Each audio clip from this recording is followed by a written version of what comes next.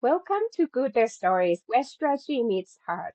I'm your host, Gail Hataitham, founder of GOODER Creative Studio, a branding studio that partners with nonprofits and purpose-driven brands to tell impactful stories through thoughtful, eco-conscious design. Every other week, I sit down with change makers from across Canada's nonprofit world to explore how marketing can move missions forward. This podcast is here to help you share your story with more clarity, creativity, and confidence. Let's get into it. Today, I'm joined by Ashlee Mohn, Director of Engagement at Trellis Society, a Calgary-based nonprofit doing vital work in mental health, housing, and community development. As Director of Engagement, Ashlee oversees marketing, communications, and engagement for a 37 million nonprofit with over 450 staff members. With a background in sociology and more than a decade of experience in fundraising and communications, she's grown from a fundraising assistant to a senior leader. Along the way, she has helped guide a major nonprofit merger and shape the brand strategy that follow. Ashlee is passionate about using strategy and storytelling to build trust, spark action, and as a mom of two, she often finds unexpected parallels between leadership and parenting. Ashlee, welcome to the podcast. So glad to have you here today.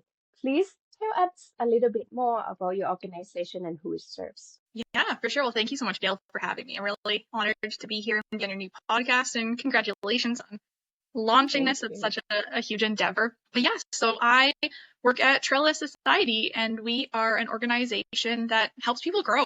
So we are supporting people in a multitude of ways, and we're there to provide them for support in whatever they're going through. We're really honored to walk alongside people on their journey and be the trellis behind the scenes that they can kind of grab onto and get the support that they need while they're growing, and let go when they're ready to flourish on their own, but knowing that kind of Trellis is always there in their community if they need to grab back on and get the support that they need. Yeah, I'm excited to chat. Yeah, really important work. We really need that. So you help lead the communications during a major nonprofit merger, I think in 2020, right? 2020, that's right. Yeah, right in the pandemic. Right. So what were some of the key takeaways from that experience, especially when it comes to maintaining trust with the stakeholders? Yeah, that's such a great question. I would say one of the biggest challenges that we experienced through the merger was just bringing people along on our adventure that we were going, right? We were a new agency, we had a new name, we had a new brand, and this was important to keep in mind, especially for the donors that felt really deeply connected to our legacy organizations. So both of our legacy organizations had really long-standing histories in the community, and those donors felt really strongly about the work that they were supporting. And so we kind of threw a lot at them, and our biggest takeaway from that was that we had to really stay consistent in communicating our why. Right. So the merger wasn't just for the rebranding for the sake of it. We wanted to be bigger. That wasn't the point of the merger. It was about building a stronger organization that was able to support the people that we served better and in the way that they needed to be served. Our legacy organizations were finding that, one was maybe serving the kids in a family where the other organization was serving the parents in the family. And it was really disconnected. You had a family that was accessing services through two different doors, family that was having to tell their stories twice, manage different things with different caseworkers. And we said, I feel like we can do this differently, and we could bring them together to access one door of services where they can get the support that they need on their journey, and we can adapt the services to them. And so we had to really keep talking about our why. We kind of just leaned into change management basics. This was the first time pretty much all of us have been involved in a merger. It was one of the largest nonprofit mergers in Canada, and so we didn't have a playbook to work off of. We were kind of learning as we went. But some of the things that we leaned into from change management was doing frequent updates. So just making sure that we were providing frequent information along the way. And we were using different formats of how we were communicating to people so that we were meeting people where they were and how they wanted to be receiving information. One of our biggest stakeholders in the merger was our staff, right? We have over 450 staff. And so for them, this was an interesting time too, because a lot of us were working from home because of the merger. So we just focused on regular email communications. We hosted very frequent virtual town halls to get people all in one place virtually that they could hear information and ask questions and have their information given to them in a really timely manner. And we just tried to stay transparent, keep people updated and informed. Yeah, I think if I had to kind of hone that all in on like what our one big takeaway was, it's just you can't over explain your why, right? People will trust you when they hear with clarity and frequency why you're doing what you're doing. Exactly. And I think that was such a great move. And it was brave, right? Like you said, it was a lot of like unknown to do that and a lot of things to navigate. And the best thing came out of it.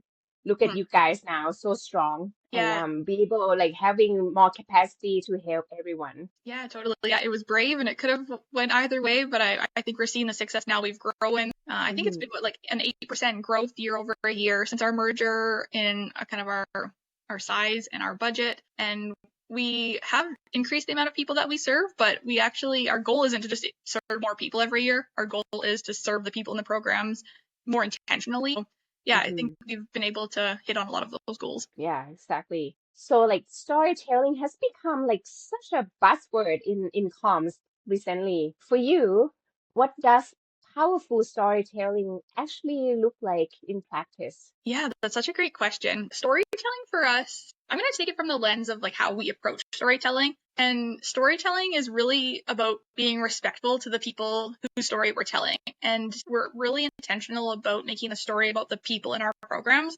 not putting Trellis as the center and Trellis being the hero. We always kind of put Trellis behind the scenes. So something that you might hear us say is we're the trellis, not the plant. We're in the background, we're offering the structure and the support for people to grow. But the person in the story is the person who's doing the growing, right? They're the shining star. And when we do our storytelling, we really want to make sure that comes through. And we don't just use stories to pull on heartstrings. I think in the nonprofit world for a really long time, there was this idea that you had to tell a really sad story to help people donate. And we're not about exploiting people's stories. We want to share stories that are honest, that are helpful, that are grounded in growth. And something that we find is that you don't need this big dramatic story, right? I think something that we can get caught up in when we're trying to find the perfect story for a fundraising event is like, what's the best story that has the most details that's happened across the agency? And we could struggle for months finding that perfect story. And then I'll bump into one of our program staff in the kitchen just grabbing coffee, and they'll be talking to another colleague about a win their client had. And I'm like, that's the goal. That's the story. That's what people want to hear. And so it's almost remembering that something that might seem ordinary to our program staff is extraordinary to a donor, right? Like they can see that their donor money is at work changing lives and making an impact, and it doesn't have to be this huge dramatic story. And something else I just wanted to add with our storytelling, because like I said, we approach it with this respect and dignity, is that we actually always compensate people with honorarium if we're telling their story. So if there's someone in our program who's taking the time to be interviewed, whether it's just for a blog or social media or a video, we actually do compensate them because we want to know that we honor their time and their experience. That's great to hear. And then their stories is your story, right? Totally. That's how you impact their life. Like it's real. It doesn't have to be dramatic, but it's real. Yeah, exactly. It's just the real, authentic, everyday things that people are going through.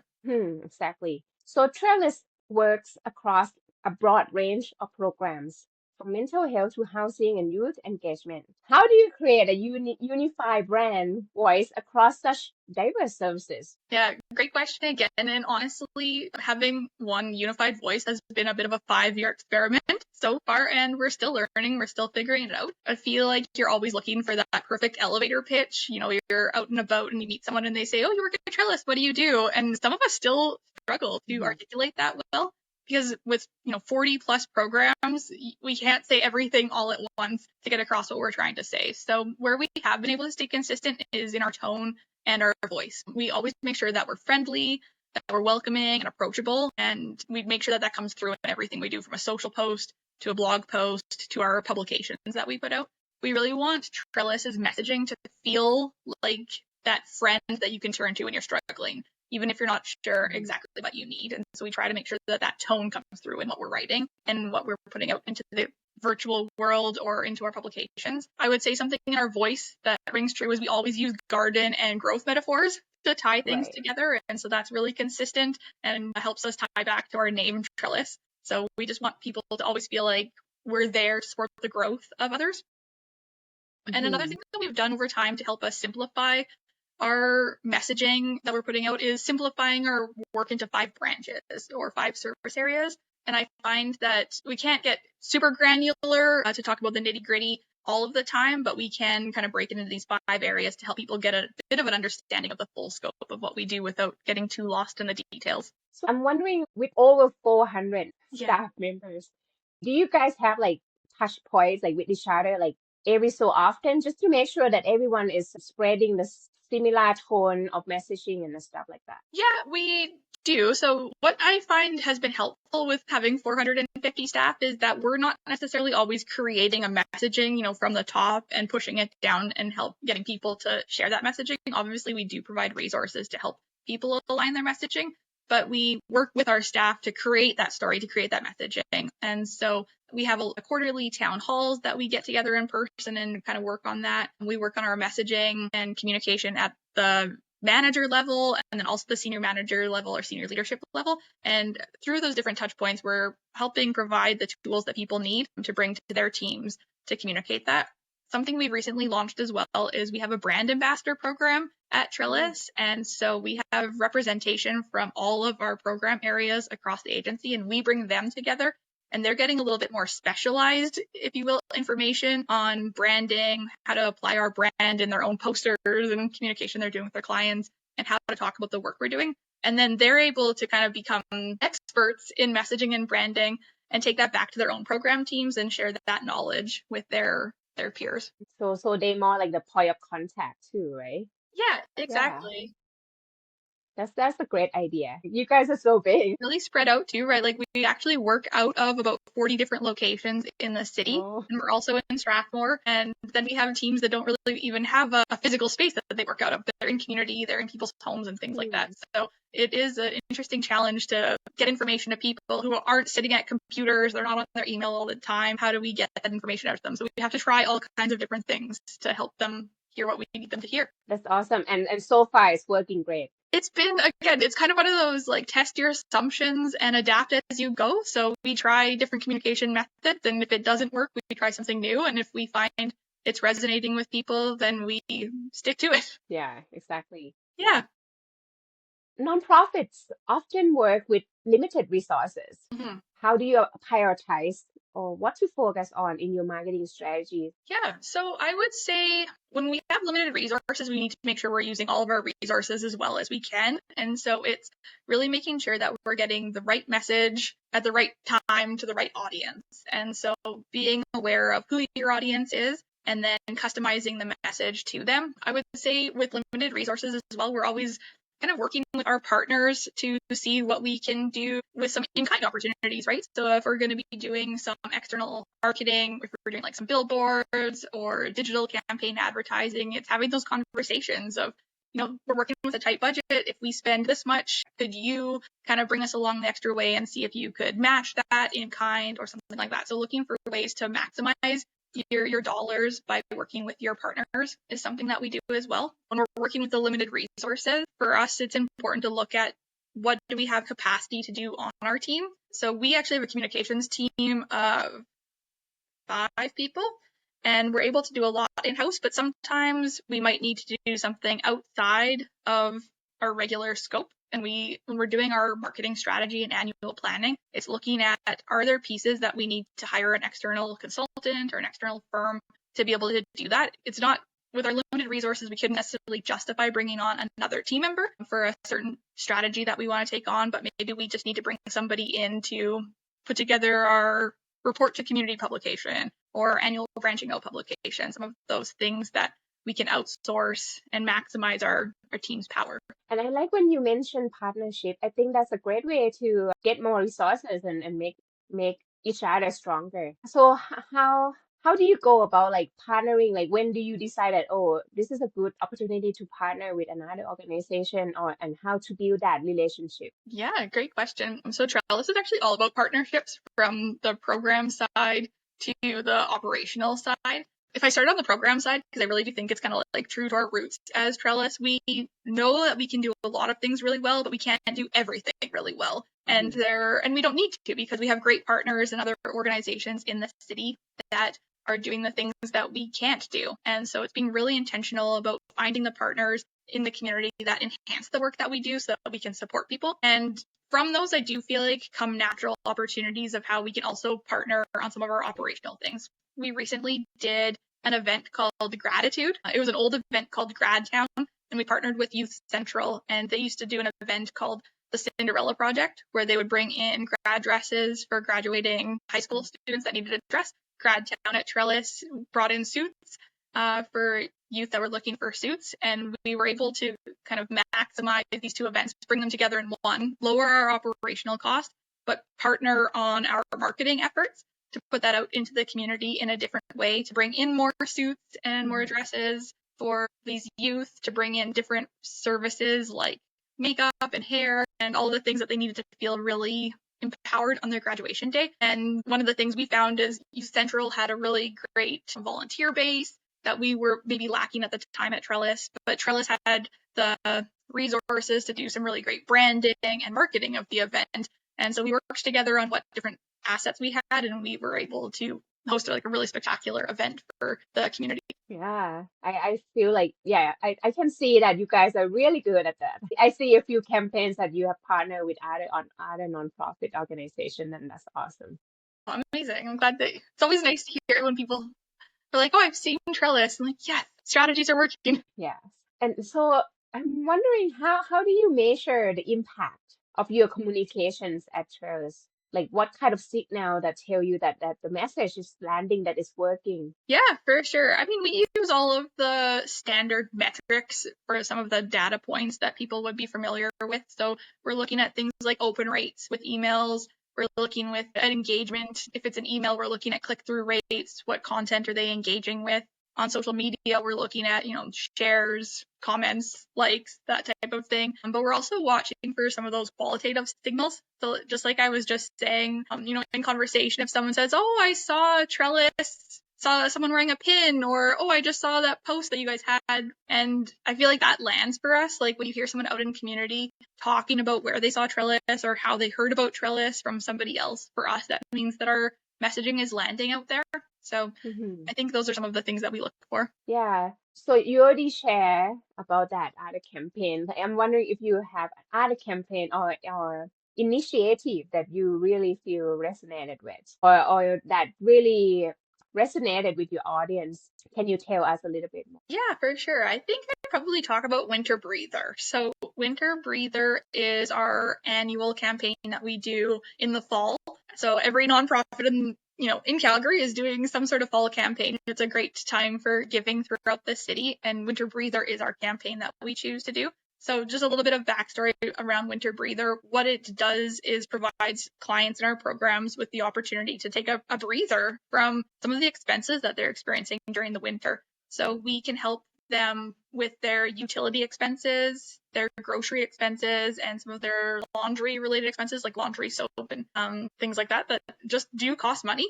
And by alleviating those expenses, it allows them to focus on what's most important to them during the holidays. So we don't do maybe like an adopt a family program where we're having donors go out and buy gifts for families, but we're taking away some of those expenses that they were going to incur, so that now they've freed up some money to be able to choose how they want to celebrate the holidays, empowering parents to go and pick out the perfect gift for their kids and having that experience. Maybe it means hosting a family dinner and bringing people into their home and hosting the dinner that means the most to them. So that's what the Winter Breather campaign is. Additionally, the Winter Breather campaign has been a direct mail campaign. So it's always had a bit of an online component, but it was primarily direct mail. And we had a lovely direct mail piece ready to go. I was really proud of it. And Canada Post went on strike this year. And so it did not hit the mail. Our direct mail just sat at the printers for a very long time, and we just had to adapt, right? We're like, okay, well, we still need to raise $100,000 for this campaign, so what are we going to do? And so we pivoted, and we took this campaign fully digital. And one of the campaign pieces that resonated with a lot of people was we decided to do a social media reel, like an Instagram reel on a video, and we did a split screen. So the top video was a donor going through the process of supporting the Winter Breather campaign, and the bottom was staged as someone in our programs that was receiving the support of Winter Breather. And so you could kind of see like the emotional journey that the both of them went on, as one was feeling really grateful for the opportunity to be able to support another family, and the person that was receiving support was feeling really grateful that they were able to access this support and do what they wanted to do for their family during the holiday season. And it was like a really emotional video, and it was under a minute. It was short and sweet. It wasn't challenging to produce. Some of our staff were actors in the video, but it resonated so well and it got really great engagement on social. So that was one of the strategies we did with Winter Breather. And the second one was engaging our staff in a really meaningful way. So we would put out social posts and then message our staff and say, hey, we just put this on social. Please go and engage with it and put this out into your audience to spread the word. And we were, I think, on average getting about 80 of our staff sharing our posts. And so that's a huge impact getting that out into a new community. So that, along with a grateful matching donor that came to our campaign, we surpassed our fundraising goal for our campaign. And in fact, we actually had our most successful Winter Breather campaign to date without doing the direct mail piece. What a great story. And a great idea. And how fast you could pivot when you face a challenge like that. That's awesome. Yeah, congratulations. Yeah, thank you. Yeah, I do think it's like being adaptable, right? And just kind of going with the flow and just remembering that everything's figure outable and you just have to use the resources you have at hand. Yeah, I feel like those are the times that the best ideas came in. 100%, I agree. So what's the next exciting thing that's coming up for Trellis? So we're like going into our summer season. So for us, that means a lot of community development work and like barbecues out in the community, which is exciting. This weather creates space for us to be outside in community and bring people to our hubs. So we have a lot going on there, and it'll be great to connect with people. Beyond that, we're already thinking into the fall as well. So we host an annual, I'm going to say gala, but we try to make it anything but a gala because we don't want it to be just another gala. So we call ours the Trellis Society Soiree, and that's happening in October, and it's a really fun, engaging event that raises about $1 million net every year. And so yeah, our teams are heavy into planning that, and the marketing strategy is just kicking off. In fact, I think early bird ticket sales go live today, so lots on the go. Wow, that's awesome. So one last question. Sure. You are leading a team in this sort of big nonprofit organization and raising two kids at the same time. Yeah. How has Parenthood influenced the way that you lead communication and tell stories? Yeah, thanks for that question, because I feel like coming back from my second maternity leave back into a leadership role was really hard for me. I really struggled with like setting boundaries because I wanted to be the best mom and I wanted to be the best teammate and leader at Trellis, and I was trying to be everything everywhere, and it was just becoming too hard. So I think that what I've kind of learned through this journey of parenting and leadership is setting boundaries. And I do think that what I've learned through being a parent so far has allowed me to set boundaries for myself to show up better at work, but also helped me set boundaries for our teammates, because I think in the nonprofit world, everybody wants to give 100% all the time and give more than themselves than they really have to give. And so helping people to say, like, this work is still going to be here tomorrow, and we do what we can when we can. And also, work isn't that important. Life is what's important. And so I'm not saying we shouldn't work hard when we're here, but if something comes up in life that you need to deal with, like, we ebb and flow with the days and we do what we need to do. And so I think that parenting has allowed me to see that differently and support people differently to feel really empowered in how they can show up at work. And at Trellis specifically, because we're so family based in the work that we do, the marketing messaging when it comes to how parents would receive information, I feel like I've been able to relate to that a lot more Mhm. when it comes to, parents that might be looking to enroll their kids in preschool. I have a completely different perspective on that now than I would have before I had kids, because now I know as a parent whose daughter's in preschool, like what kind of information I'm looking for and what I need to make a choice about where I would send my kid. And so I'm able to help us adapt our marketing strategies to reflect that. So I think it's just my parenting experience has given me insight into a new world of how people that we support at Trellis need to get information.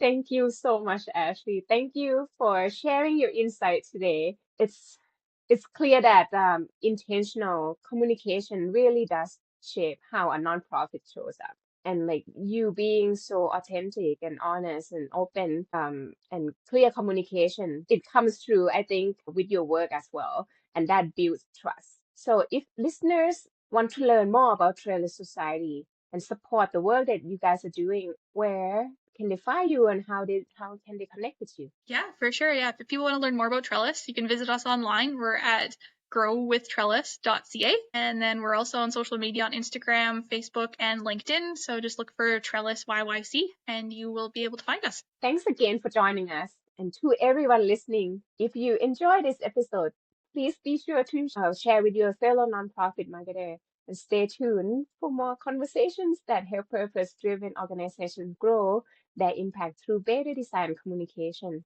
And that's the wrap on another GOODER story. Until next time, keep making stories worth sharing. Bye.